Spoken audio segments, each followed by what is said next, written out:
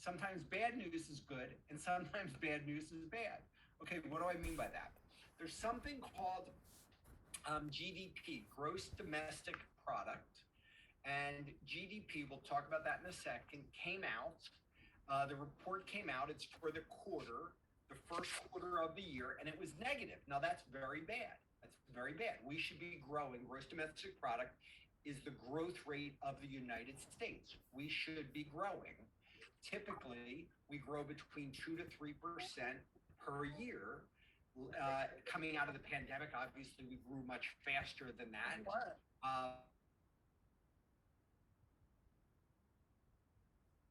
Coach Howard, you muted yourself. Okay, I did not mute somebody muted me, but that's okay. So we should never have a negative growth rate.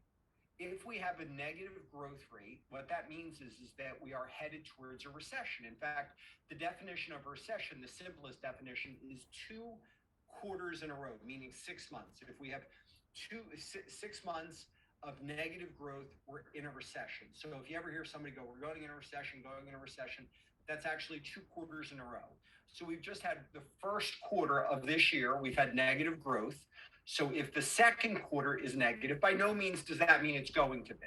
Okay, I want you to know. It doesn't necessarily mean that this quarter is going to be negative, okay?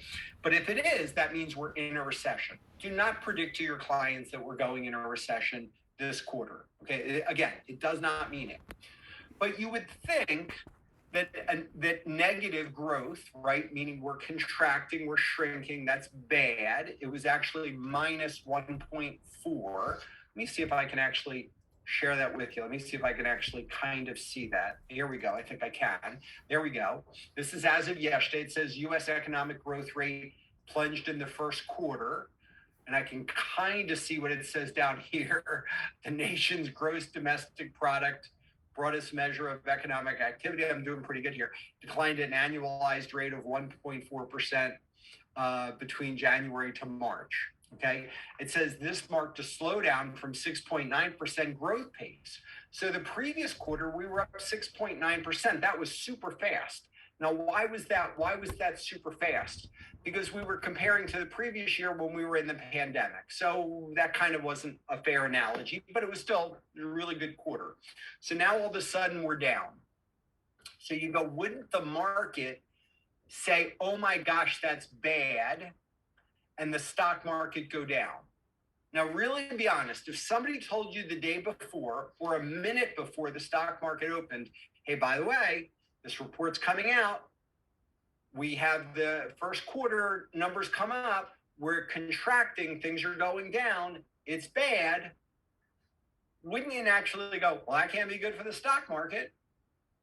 And naturally, that's true. Can't be good for the stock market. And yet, what happened yesterday? Stock market did great.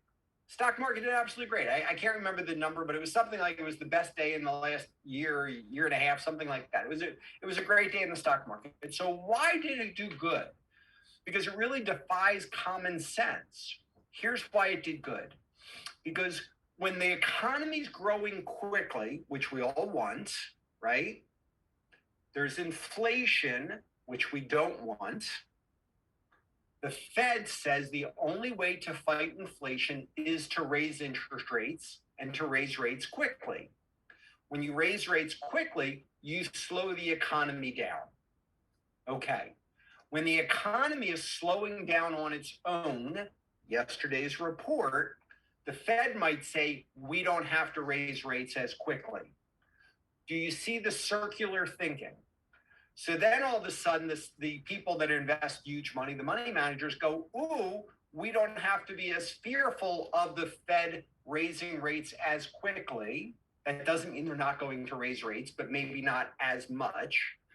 So they go, hey, we don't have to be as concerned about the Fed raising rates, and the stock market goes up. I know that sounds ridiculous. I know it sounds crazy, but that's an example of why you can't predict the market. So when you hear people saying this is what's going to happen, even if somebody said, I'll give an example, God forbid, but if somebody said Russia's going to invade Poland tomorrow, okay, that's not good for the world, obviously. Does that mean the stock market's going down? Probably, probably. But does it mean it's going down? No. Something else could be occurring that causes it to go up, right? You just never know. Apple yesterday, Apple reported great earnings. And everybody was concerned that, Apple would report bad earnings, their supply chain issues and blah, blah, blah, and all this other stuff. They reported great earnings. And so, again, today you would think, well, that would be a great example of tech companies are going to do well even in this economy. Markets should probably do well, but the market's actually down a little today. So you never quite know what's going to happen. So just always keep that in mind when your clients ask you for predictions. Never make a prediction. Just don't get caught in the world of predictions. Even when you hear me talk, if it sounds like I'm making a prediction, I'm wrong. Okay? So if you hear me go, and so this is probably going to happen 6 months from now or a year from now, okay? I might get caught up in that also. Don't relay it to your client. Don't relay it to your client because you're going to be right half the time and you're going to be wrong half the time. And you don't want to be in that situation. You want to talk to your clients about smart, long-term decisions. Don't get caught up in this is what's going to happen a day from now, a week from now, a month from now, by the end of the year. That's just not our world. That's for people that want to day trade. That's for people that are speculators. That's for people that are gamblers. That's not our world. We don't want to be involved in that. Shake your head if you get that. Okay, very good. All right, next thing, let's talk about what is GDP. So GDP stands for gross domestic product. Now, why do you want to know this? Is it going to come up in conversation? Probably not, unless we go into a recession. If we go into a recession, people are going to start talking about it. They're going to start talking about what's a recession. And it gives you want to be able to talk intelligently for 30 seconds, right? 30 seconds, that's all. You're not an economist. So the typical definition, there's lots of definitions of a recession, but the typical definition of a recession is 2 quarters. A quarter is 3 months, right? January through March, April through June, that type of thing, right? 2 quarters in a row of negative growth. Well, how do they define growth? GDP, gross domestic product. So what I did was I went on and I just Googled it and I tried to find, let me see if I can find it here. And I tried to find what is gross domestic product. By the way, again, it's not that I'm smart, it's I'm curious. So how do we calculate GDP? It showed 2 different ways. I'm going to stick with the first one because it's the easiest way to talk about it.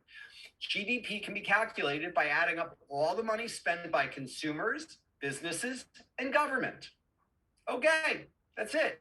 Consumers, businesses, and government. So how much money is being spent in the US, in our economy? That's the way to think about it. You don't have to think about consumers, businesses, and government. Just think about it's all the money that's being spent.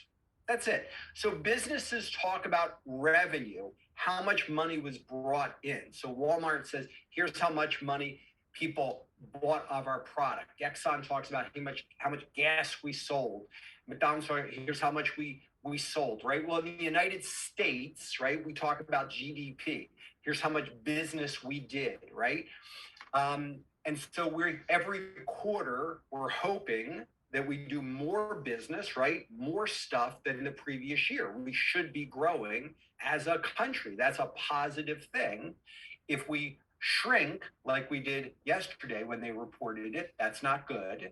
2 quarters in a row, that's a sign of a recession. Okay, you all got that? Shake your head if you understand that. Okay, very good. Okay, so let's go to the last thing. Then we're going to open it up to some Q&A. So if you recall, I've talked a number of times about what causes the stock market, really anything, but we'll talk about the stock market first, to go up or to go down. Okay, you can unmute yourself. Just give me the answer. What causes it to go up or down? There are more buyers than sellers, or there's more sellers than buyers. They're very good, Joel. That's 100% accurate. 100, that is the simplest way to describe it. Okay, you've all heard the expression, the law of supply and demand. right? So I want you to write that down. Supply and demand. Supply is the amount of sellers. Demand is the amount of buyers. When there's more people buying than selling, things go up. When there's more people selling than buying, things go down. So I want you to think about there's a panic in the stock market. What does that mean to you instinctively? A panic. Everybody's selling, right? Everybody's selling. Okay, so instinctively, if I say to you there's a panic, is the stock market going up or down? Down. Down, instantly. You just know it. The panic, it's going down. Why? Because people are selling. Everybody's selling. When you hear panic, do you hear buying? No, you hear selling. Now, the reality of it is you can't sell something unless somebody's buying, right? You can't sell your house unless somebody buys your house. You can't sell a car unless somebody buys your car. You can't sell a stock. If I have Primerica stock and I have 10 shares, I want to sell 10 shares. Somebody's got to buy it from me, right? So if Primerica is at $130 a share and I go, I got to sell it now. And nobody wants to buy it. What do? I go, I'll sell it for 125. Nobody wants to buy it. I'll sell it for 120. Nobody wants to buy it. I go 115, 110, 100, 95, 90. Eventually, somebody's going to say, I'll buy it. Eventually, when it gets cheap enough, right? Just like real estate. If I put my house on the market for 200, nobody wants to buy it, and I lower it to 150 and nobody wants to buy it, and I put it on for 100, eventually somebody's going to buy it. Shake your head if you get that. So supply and demand, more people buying than selling causes it to go up. The simplest way to think about it,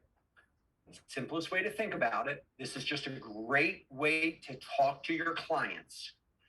If you put your house on the market and you're the only house on your block for sale and 10 people want to buy a house on your block, what's going to happen to the price of your house? It's going way up, isn't it? You're going to have a bidding war.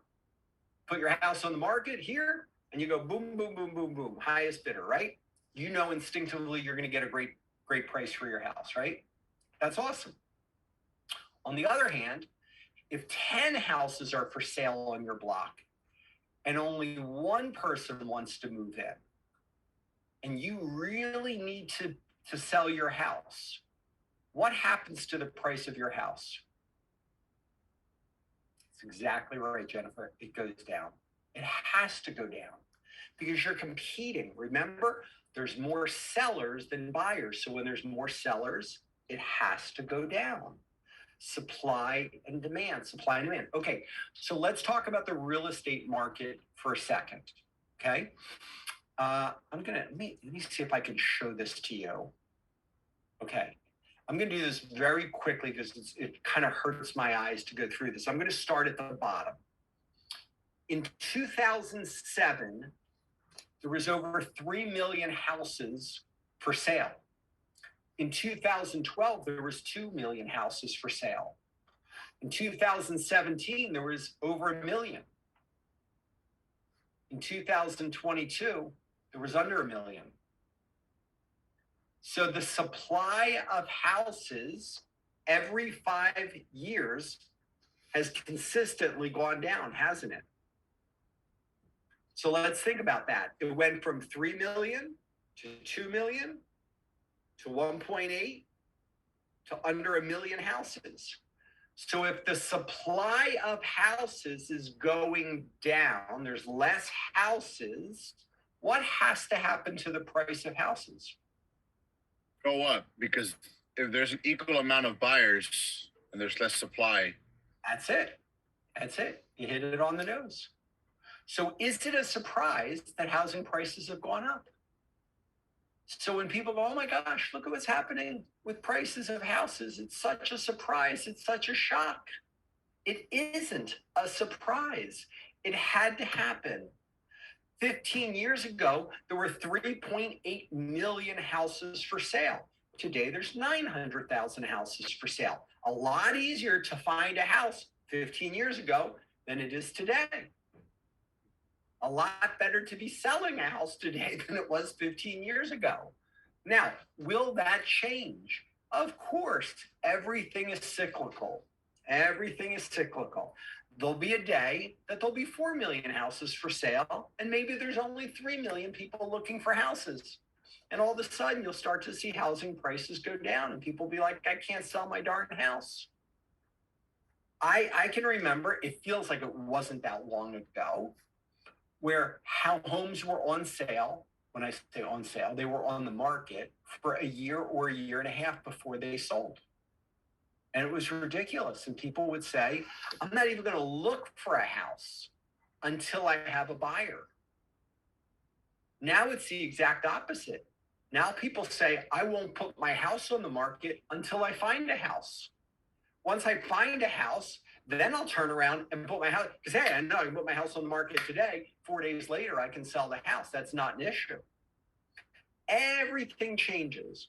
It's all supply and demand. How many buyers, how many sellers, how many buyers, how many sellers. So again, when people turn around and go, why did the stock market go up? More people buying than selling. Why did it go down? More people selling and buying.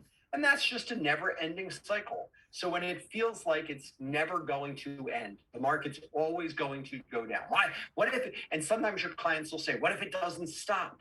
What if it doesn't stop? Well, forget the stock market. That's a concept that's difficult for most people to think about. Think about housing prices instead. Relate the stock market to real estate. Would you ever say, what if real estate prices keep going down? What if it never stops? What if a $200,000 house keeps going down in price? What if it goes down to $15,000? What if it goes down to $8,000? What if a $200,000 house goes down to $2,000? Of course not, right? Because you turn around and go, $2,000, I'll take 10. I'll take 15 of them, right? Of course. So nobody thinks that way with real estate, with homes, because you go, well, eventually it would get so cheap that everybody would start buying them up and that would cause it to start going up. Well, guess what? It's the same thing with stocks. What you don't realize is when you're buying stocks, when you're investing in the stock market, you're buying for small, tiny ownership in companies. And those companies make profit.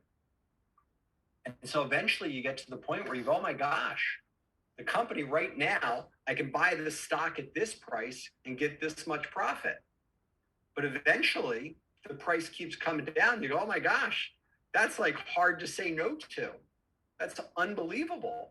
Just like, would you buy a $100,000 property if you could collect $50,000 a year of rent?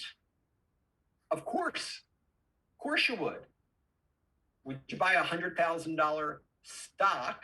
Would you invest $100,000 in a stock if you could collect $50,000 in dividends a year? Of course you would. Both of those scenarios are ridiculous, but the concept is similar in that eventually the price of stocks gets so low that all the people come off the sidelines and go, oh my gosh, I have to buy this. McDonald's is so cheap. Coca-Cola is so cheap. Walmart is so cheap. Microsoft is so cheap. And it starts the price right back up again. Buyers and sellers. Okay, let's open it up to some question and answers here. Jennifer, we will start with you.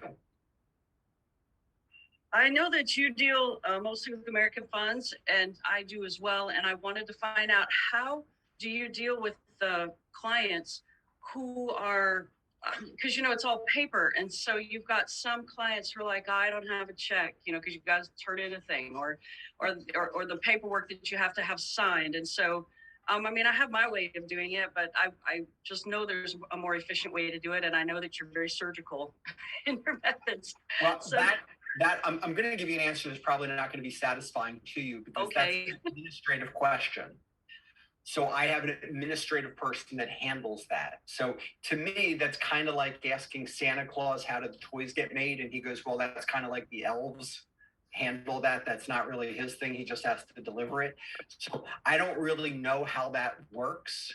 I just know that it happens magically behind the scenes. Okay. So I know that on American funds, a lot of times we email everything. So here's a simple example. If Joel and I are talking, Joel says, okay, Howard, I want to open up a Roth. What I'll say to him is wonderful. What we'll do is let me collect some information from you.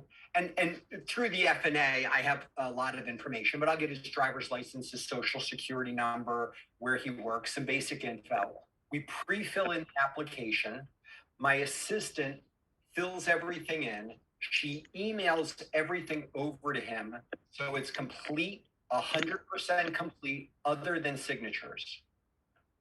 Then he turns around, signs, prints it, signs it, scans it, sends it back. And in that world, we are getting a lot of feedback from somebody here. In that world, I believe that we don't need a physical check. I think it's just routing number, bank account info, that type of thing. So I don't think there's a physical check that we need in that, type of thing. So how do you set it up then when you know that it's not going to be electronic and people are so used to dealing with electronic things? So do you just say, oh, she'll contact you or do you set them up for it's going to be paper or anything? Yeah, again, this might not answer your question. So on the paper side, what I'd be saying to them is we'll pre-fill in the application for you and we will overnight it to you. And then you'll have to write a check with it. Now, if a person says, I don't have a physical check, that would be wonderful. I'm going to have my assistant call you and she'll work that out with you. So what I'll do is next week, I'll have my assistant, everything that we do, she re-listens to every class and then she tells me if I'm wrong on something. So I'll have an answer to this for next week for you. Okay. Thank you. All right. H, you mind if I jump in? I got the answer. Yes. What is it, Dave? Jennifer, what we do is we open the application without a check, and then we get the routing and account number, and you or your staff can add that in on the American Funds website after the fact to handle a pack, or let's say you were doing a $6,000 Roth. Once the account's linked, you can draft it out of the account electronically. Now, what if the check was going to be 50,000, 75,000, something like that? We can do an ACH that way, Dave? The answer is yes. I just don't know what the limit is. I feel like it's 100,000, but I don't know that for sure. Okay. All right. Very good. 250,000. 250,000 is the largest ACH allowed. Awesome. That's wonderful. So Dave, my question is, think with linking though, don't you have to have the check like for an initial deposit or something like that if they're not going to write you a check? Don't you have to have that? No, not necessarily. You can either have them go to the bank and get on the bank letterhead, Joe Banker, verify this account number with Howard Lashner and this is the routing number, or you can bypass that, send the application in with nothing, and then you personally, once it's established, can add the banking information and transact after the fact. Yeah. When you say you personally, you mean the client? No, I know how to do what he's talking about. I just meant that initial, because I know that Howard's very like, okay, this is what we're doing. And so I just wasn't sure how to, because you got those people that kind of drag their feet on getting things back to you. So I wasn't sure how to make it important in their mind that we need to get this done like now and not, 2 weeks from now when you got around to it or whatever. That was my question. Well, I will tell you now, that's a different question. Oh, okay. The answer to that is that when we do that, what I say to the person is we're going to send this to you. I'm going to ask you that when this is emailed, that you open it up, that you sign it, and that you get it back to us the same day. Okay. And you get them to make a commitment. And sometimes people will say, well, geez, the rest of today, at 6 p.m, I can't do, I'm busy, no problem. And I'm going to just ask you to just make a commitment that you get this done tomorrow. Okay. This is an administrative thing. And so once we start the process, it just there's an administrative kind of stress that it creates, and we have to follow up on this stuff. And so it's important that that we can just follow up and get this done as quick as possible. So if you can help me this way, I appreciate it. Thank you. Okay, very good. All right, Anthony, we're going to you. All right. Thank you, Howard. Yes. Thank you for everything that you do week to week, first off. So my question is, which asset classes are you looking to move into considering where we're at with the economy right now? basically like since the economy, since the stock market operates in a cycle, have you identified any asset classes that have like cheap entry at this point in time? Okay, wonderful question. So I'm going to give you two answers. First answer is that's a great example of somebody trying to guess the market, which is the opposite of a core belief that I have. Okay, so that's the first thing. So I don't look and say, gee, I think it's great. We should be involved in healthcare. We should be involved in defense. We should be involved in this, that, whatever. So I don't believe in that stuff because, again, if you do believe in that, then that's a conversation you're going to have with your client, and you can be wrong, and then you can be hung out to dry. So you can say to your client, hey, I think it's a perfect time for us to be getting involved. I'm going to just make up an example. I think it's a perfect time for us to get involved in small cap stocks because they've been battered and this is perfect. And then the next year they go down 25%, everything else is up. And your client is looking at you going, hey, doofus, you told me this was the perfect time to do it, right? So I don't believe in saying things like that, okay? Having said that, I will tell you that when the market is very crazy, when you're saying to yourself, now, depends the market you're in. So let me put that in. So if you're dealing with younger people, 20, 30, 40, 45 years old, that type of thing, I would be totally not concerned about anything. You invest the way you always invest, regardless of what's happening, because all we're saying is long-term, how do I make the most money? Time in the market, not timing the market. You've got to buy into all the stuff that you've been taught by Primerica, right? Mm-hmm. So again, as advisors, we kind of get into the, hey, I'm smarter than the average bear, and that isn't true. So it's time in the market, not timing the market. Now, if you're dealing with older people, not older, and you start getting into the 50s, 60s, 70s, you can say, okay, let's get into things like value as opposed to growth. So when you're involved in growth stocks, you're going to have higher multiples, higher PEs. Higher PEs typically, when things go bad, fall more. There's exceptions to every rule. Value typically have lower multiples, lower PEs. That's a class for another time. In fact, you know what? If somebody will remind me, Joel, if you'll remind me next week, we'll talk about PE ratios, okay? You can just send me a thing when we're done with this. So value stocks would be an example. If you have a value versus a growth, and many mutual funds that we deal with will say value or growth, or like in American funds, mutual is a value versus growth fund of America is a growth. That would be an example where you say, okay, if I do that, it's going to be a little more conservative. If things go bad, it probably doesn't go as bad. There's exceptions, again, to every rule.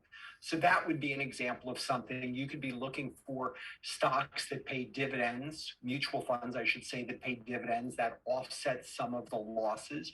Those would be things that are areas that you could be looking in if you're dealing in the mature market. But I wouldn't be getting into the trying to figure out what part of the market, the cycle in the market. That's for people that are picking individual stocks. And people that are picking individual stocks, if they're really good at that, they should be money managers. They should be out there, handling billions of dollars, working for Franklin Templeton or working for American Funds or something like that. That's not our job. We've got our lane. Okay. All right. Thank you, Howard. Very good. All right, Joel. All right, I have two questions. The first one is, let me pull up my notes. What is the story that we can share with our clients at the moment so that we can maximize, based off the economic landscape, maximize on the buffer annuities? Is there any extra stories you're sharing, or are you still keeping it the same simple story? No fees in, no fees, going in, staying in, and out, or whatever. Okay, I'm going to stop real quick. Somebody just put out a thing that said something about sharing the recording. Everything that's being recorded is always sent to Liz. Liz is Mario's assistant. So you know that Liz has everything, okay? And I think Liz puts it on band. Is that true? I am right about that? Okay. Yes, she does. So a copy of this should be unbanned all the time, so everybody should have access to this. Okay, so Joel, first in terms of the buffer annuities, and this is a perfect buffer story time. It's just perfect. I'm so glad that we have access to this. Okay, I really don't change anything. It's funny. Yesterday I was on with a bunch of leaders, 5 of the top leaders from Canada.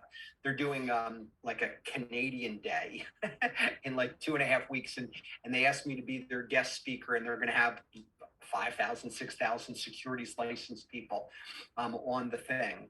And it's going to be a big, exciting thing. A lot's changing on the securities world and whatnot. And they were kind of talking to me, asking about like, you know, how I work and whatnot. One of the things I said to them is I have a really simple system. And you all know this because I say the same thing over and over and over and over again. And what I said to them was, I really have a simple system. I just keep doing the same thing year after year after year after year after year. And I'll do the same thing until it stops working, as long as it works. And I joke with everybody about like the Grateful Dead.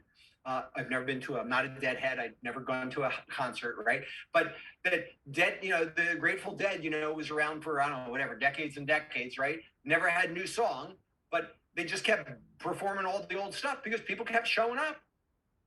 If you make millions of bucks a year doing the same thing over and over, why wouldn't you, right?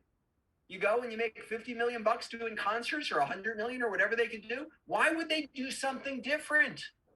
So there's no reason to change anything other than when I start my introduction, which is I talk about we're in crazy times. Now, 6 months ago, I wouldn't have mentioned Russia and Ukraine. Now I mention Russia, Ukraine. 2 years ago, 2.5 years ago, I wasn't talking about the pandemic, you know? So each crisis, I kind of add that into like, you know, the very beginning part of this is a crazy world. We're dealing with this, we're dealing with this, we've had this, we've had this. But the interesting thing is that no matter what is going on, the next thing that occurs is going to be completely different. And the expression that I use is every crisis comes dressed in different clothing, but fundamentally it's the same thing.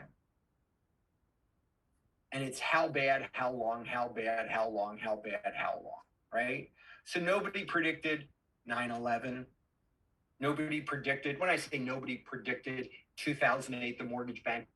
I know there was a couple people that said, hey, there's problems with this, but in general, okay, in general, nobody saw the real estate banking mortgage crisis coming, you know, nobody saw the pandemic coming, you know, hitting the way that it did. Nobody saw Russia, Ukraine coming. Again, I'm not saying there's not somebody out there that didn't say, hey, this is an area we need to be concerned about, but in general, right, there's the next crisis is going to hit and people are going to go, oh my gosh, I didn't see that one. No joke. That's going to be our world. We're always going to be a day late and a dollar short. That's just the way that it is. That's life. And everybody will always argue and say the politician should have known and this should have been this and this should have been that. And if it's a Democrat in office, the Republicans are going to say they're incompetent. If it's a Republican in office, the Democrats are going to say they're incompetent. And if it's an independent in office, then the Republicans and the Democrats are going to say they're incompetent. And the reality of it is it's just not efficient. There's just no way. They're never going to be able to do it. That's just the reality. The expectations are unrealistic. So instead of saying somebody else should be able to predict the future accurately and protect me from these things that are going to be occurring, what we want to do is we want to set ourselves up strategically to be able to deal with the craziness that we know is going to occur. This is going to be never ending. There's always going to be crises. There's always going to be crap that's going to happen, right? So here's what we know right now. What we know is, generically speaking, there's stocks and bonds. Yes, I know there's crypto. Yes, I know there's real estate. Yes, I know there's a lot of other things. But generically, there's stocks and there's bonds. We can make a lot with stocks. We can lose a lot with stocks. With bonds, you can make a little.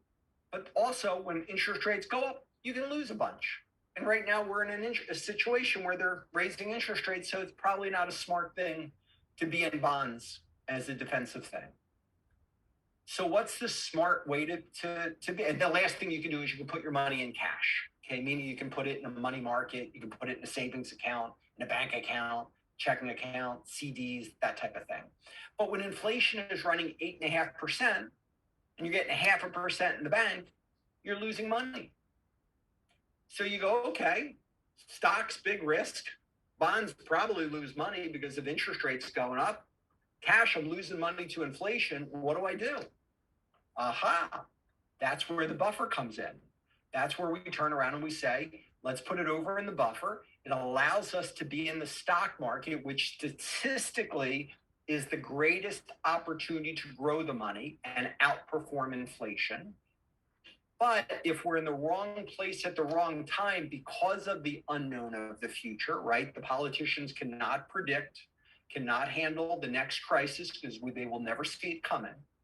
If we're in the wrong place at the wrong time, we have all this downside protection. And it's very fiscally responsible because we're not dealing with a lot of internal fees eating away at the performance of it. So it's a very simple story. And Joel, really, I came up with after 30 days or so of doing literally 25, 30 appointments over and over and over and working through the terminology, I came up with this simple 6-minute presentation that I've never changed. You know, in the last 3.5, 4 years, whatever, I guess it's been 4 years now that I've been dealing with this, that I've never changed. And I've never seen a need to because it's really been effective. So the way I might talk to all of you, I might add stuff in, just kind of give you a slightly different perspective on things. But when I sit with a client, it's still the, hey, it's as simple as 1, 2, 3. And by the way, when I talk to people, people are visual. When you talk to people, use your fingers. 1, 2, 3. And you should practice 1, 2, 3. Okay, Mark, not quite like this. All right, you're not a magician. All right, 1, 2, 3. The reason is that there's been studies that have proven that it locks it into their head and it causes them to focus on what you're saying. So I talk to Anthony and I say, Anthony, it's as simple as 1, 2, 3. Number one, there are no fees. No fees, no fees, no fees. No fees in the beginning, no fees in the middle, no fees in the end. Anthony, there are no fees. Now, Anthony gets that. That's now locked in. And then I go, Anthony, number 2, it's a 6-year plan. It's a 5-year plan, whatever. And then I go through that bit.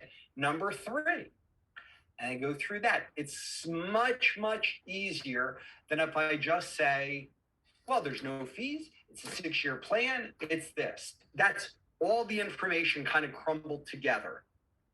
But instead, if you break it into 3 pieces and you go 1, 2, 3, they remember it and they get it.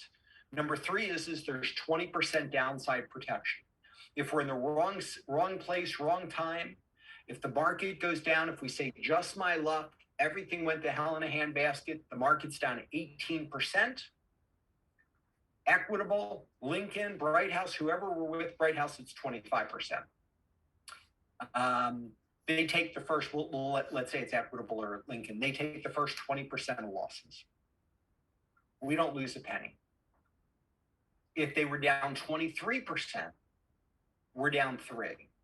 Lincoln, Equitable takes the first 20. We wouldn't be happy about being down 3, but we'd certainly say, my gosh, it could have been so much worse. Everybody else is down 23%.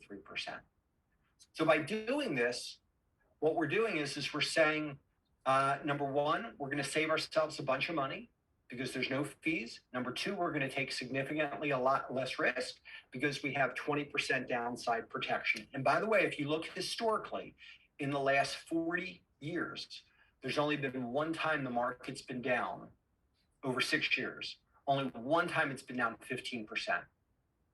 So when you say 20%, that's a bunch. That's a bunch. Now, can it happen? Absolutely. Absolutely. If you go back in the last 60 plus years, okay, it has happened. And if you go back in the last 60 plus years, over 98% of the time using that formula where they take the first 20% of losses, we either make money or get all our money back. I want you to write that phrase down in that order. Okay, that's the right way to say it. We either make money or we get all our money back. Okay, 98% of the time. Now, my brother's an attorney. Years ago, I'm talking to my brother, and I said, I don't remember what it was. I said something about, well, you can't get sued for that. And my brother said, well, anybody can sue you for anything. He goes, it doesn't mean they'll win, but they can sue you for anything, right? And so when you get car insurance and your car insurance policy says, we cover you for $100,000, and you go, wow, $100,000, that's a lot. Well, somebody can sue you for $1 million, can't they? And you go, okay, I want no risk. I'm going to have $1 million of coverage. Okay, what if somebody sues you for $2 million? You go, that's it. I'm going to have $2 million of coverage. What if somebody sues you for $100 million? I didn't say they'll win, but they can sue you for $100 million if they want to, can't they? So my point is, with car insurance, people are very comfortable understanding that car insurance does not protect you for 100% of the lawsuit. It protects you for what's reasonable for what the lawsuit would be. It's reasonable that you're not going to be sued for more than 100,000 or 300 or whatever it is. Could happen, but it's very, very rare. So when we talk about 20% downside protection, right? The buffer is 20%. Could the loss be greater? Absolutely, it can be greater. Is it really rare? Yes. Yes. So people already operate in that world with their insurances already. It's the same type of thing. Okay, Joel, did that answer your question? Yes, it did. Okay. And I have one other question. Sure. Still on the lines of buffer annuities. If I have a couple of clients that are near term towards their RMDs, they're 68, 69, 70 years old. Yeah. How do you work with that or work around that so that way they're able to healthily pull out money for RMDs without digging in too much money while still being able to position money towards? Okay, so that's a great question. So in the buffer annuity, people, when I'm talking to people about the buffer, after I say 1, 2, 3, right? No fees, 5-6 year plan, upside protection, number 3, 20% downside. I tell them that they can't touch the money for 5 years or 6 years. Now, this is what I say to them.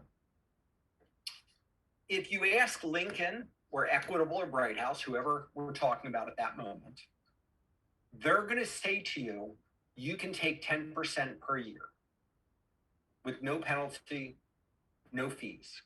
And that's true. So Dave, if you're investing $250,000, you can take $25,000 with no penalty, no fees whatsoever. Okay. I'm going to give you a different answer. And that is true, by the way. But I'm going to tell you that when you do that, it changes the way the calculation works for the buffer, for the protection, and I don't like that. So I've made a decision that I don't invest a penny of my client's money if I think that there's any possibility, reasonable possibility, that they're going to touch the money early. That's why we're only using a portion of your money, not all of your money for this. So if something happened and you went, oh my gosh, there's an emergency, I need 25, 50,000, 80,000. That's why we have this other money outside of it. We're not using all of it. Does that make sense, Dave? Are you comfortable with that? Very good. So I position it up front that we're not touching this. Now let's go to RMDs. What if you're dealing with somebody who's 70, it's an IRA, you're rolling it over, and when they're 72, they have to start taking RMDs. By the way, I'll digress for a quick second. There is something that's working its way through Congress, Senate, whatever, where they're talking about making a change to RMDs. It does feel as if there's a little momentum. They may change RMDs to 73. They may change it for this year to 73, may not. And they may eventually push it to 75. Meaning over the course of 10 years. Okay, why not? Okay, because that's a politician's job. It's a politician's job just to tinker and do crap. Okay, because that way they get to say to their constituents, look at what I'm doing. Okay, it's not all just champagne and prime rib. It's I'm working. Okay, changed this from 72 to 73. I've changed your life, right? All right. So you can see how I feel about politicians in general, right? So having said that, if somebody is 70, and let's say they have, I'm going to use a dramatic example. They got $1 million, but only 250,000 is in an IRA, right? So they got plenty of money. And I take all 250 and I put it into a buffer. They've got lots of money outside the buffer. There's no question. That's fine. But in 2 years, they're going to have to start withdrawing money because the RMDs, now they have to start taking it out of their buffer IRA, which kind of violates what I just said earlier, which is I don't want you pulling money out.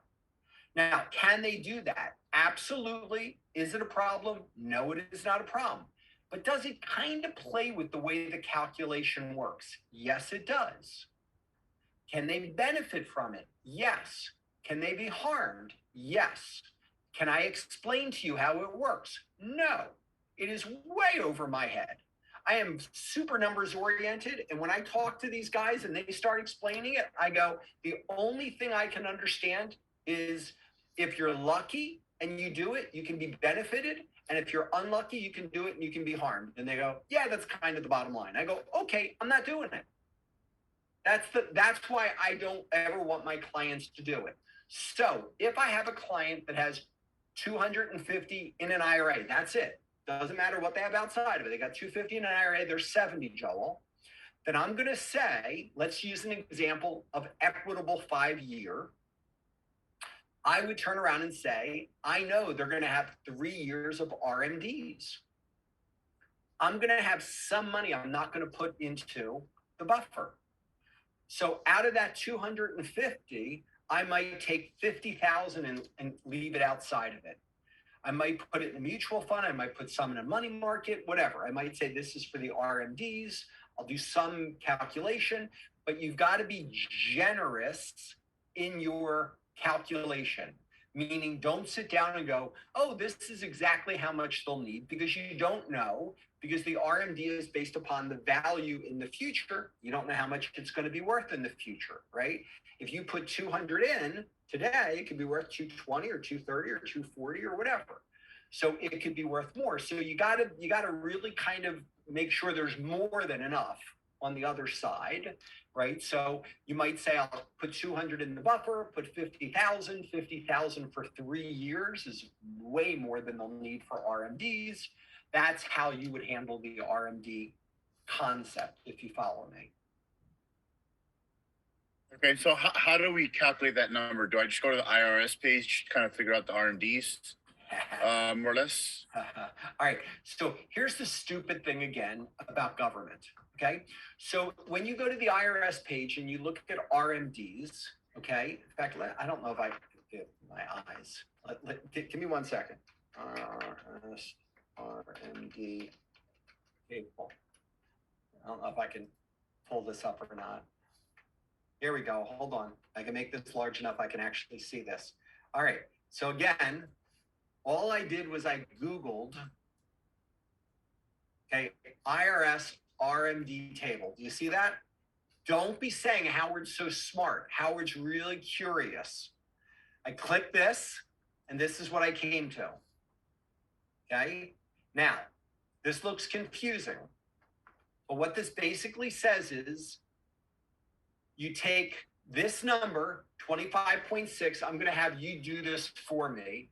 Okay, Joel? Take a calculator and take 25.6 and divide it into 100. And what's that number? It is almost 3%, 0.256. Okay, no. Take, you're doing that the wrong way. Put 100 divided by 2.56. Do it that way. 100 divided by 2.56. 390. Okay, it's actually 3.9%. 3.9. Okay. So what that's saying is you have to withdraw 3.9% of whatever the previous year end balance was. So if Joel at the end of last year had 100,000, he has to pull out 3.9%. Okay, that is 3,900 bucks. Okay, you all get that? 3.9%. Now, why does it say 25.6? Why doesn't it just say 3.9%? Because it's the IRS and the government never makes anything simple. That's the answer. That's what pisses me off. Because I look at this and I go, why don't you just put it like nobody ever figured this out? They literally make you do the math. Now, by the way, the next year you take 24, you take 100, and I'll do this, Joel, take 100, divide it by 24.7. What's that number? That's 4 point something. Yes, it is 4.04%. Okay, so now you got to pull out 4.04%. Every year that you do the calculation, you got to pull out more and more and more. So let's just say this is 20, not 20.3. 20 goes into 105 times. You pull out 5%, right? If this was 10 as an example, 10 goes into 110. You pull out 10%. So as you get older, you keep having to pull out a higher percentage because it's based on life expectancy. The older you are, the more you have to pull out, okay? We're not going to take any more questions, by the way.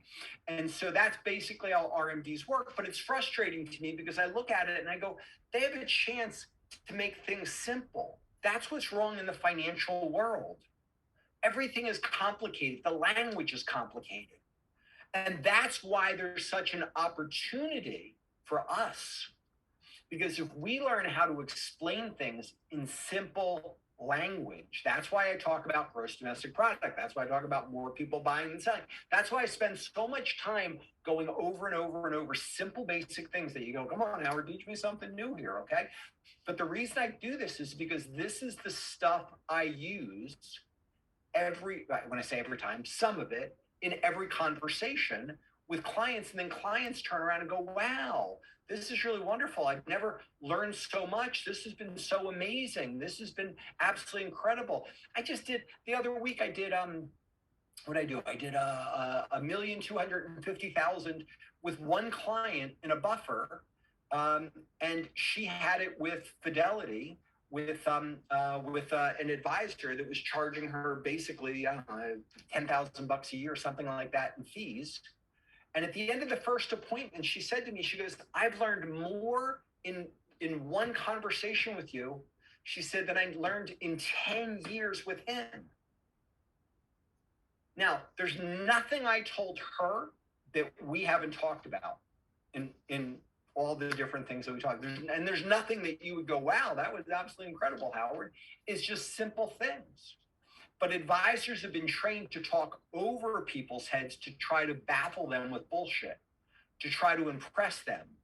And instead what you do is you talk to them in plain English, where if you speak Spanish, you talk to them in plain Spanish. If you talk Italian, speak plain Italian. Whatever your language is, whatever their language is, speak to them in their language. Meet them where they're at. Make it simple for them. Make it comfortable for them. That's the key. It's making it as easy and as comfortable as possible.